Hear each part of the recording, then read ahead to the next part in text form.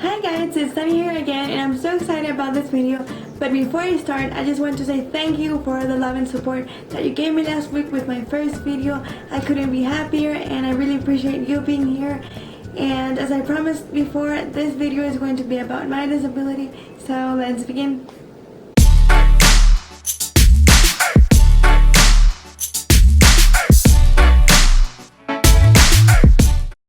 So I think that first you need to know that I was supposed to be born in September, but I was born in June, so that means that I was 3 months premature.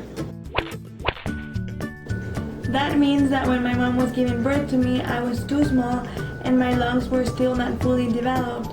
So the doctor said that it was a very risky birth and that I could die. But if I survived, many things could happen to me. So they didn't know if I was going to be okay. And it was very frustrating for my parents and my family. Plus, it was Father's Day because here in El Salvador we celebrate Father's Day on June 17th, like that specific day. And I was born that day, so it was supposed to be a very happy day for him, but it turned out to be very awful because he was too worried about me. But fortunately, I have a very religious family, so everyone started praying a lot, and I was born naturally without C-section, so it was very good. But since my lungs were still not fully developed, I got too little oxygen in my brain, so that's why I have cerebral palsy. Okay, so let's stop for a minute, because when most people hear cerebral, they automatically think that I'm retarded or something like that. But that's totally wrong, and it just means that one part of my brain got damaged. But in my case, since it was only my legs, I can speak, I can think, I can understand, and everything that has to do with intelligence. And the only thing that I cannot do is walk by myself. I do feel my legs, and I can walk with a walker, or if someone helps me. The point is that I have to be holding onto something in order to be able to move around.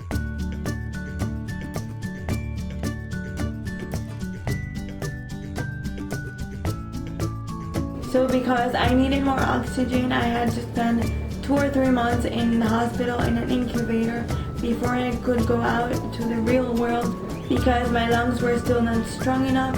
So the incubator helped me gain the strength that I needed. And when I finally was out of the hospital, I started physical therapy immediately. And I have done physical therapy my whole life.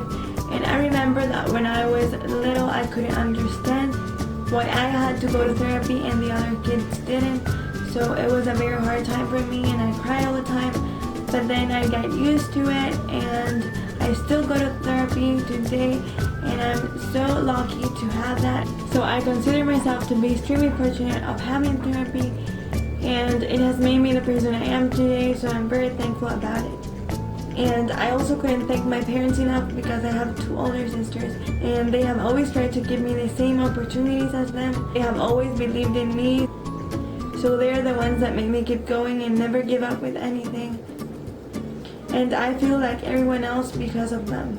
So my 2 older sisters went to a French school, and my parents wanted me to go to that same school. But at the time that I did the admissions exam, I passed it and everything, but they didn't have ramps or elevators for me, so they couldn't help me. So my parents were very sad and thought that I would not be able to go to a regular school like everyone else.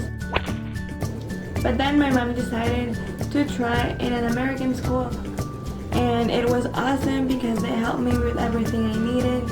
And I always felt like a part of everyone else because of my teachers and my classmates. They never treated me differently. So I'm very grateful about that, and all my friends were the best, and they always helped me a lot, and thank God I always felt accepted and a part of something. And that is the reason why I always felt normal, if normal even exists.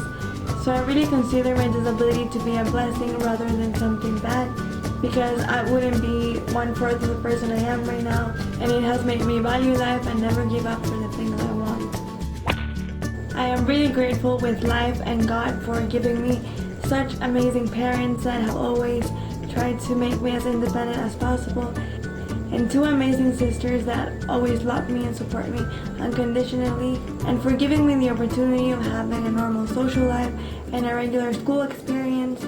And I'm so happy to prove the doctors wrong, because even though they thought that I was going to die, I'm here 19 years later, and I'm really looking forward to do a lot of things in the future. And I'm so thankful that many people can listen to me. And I would like to finish this story with a quote that always inspires me and says, so that is it for this video. I hope you liked it and that you get to know me a little bit better. But if you have any questions, comment down below and I can make a part 2. So thank you so much for watching, and I'll see you soon. Bye!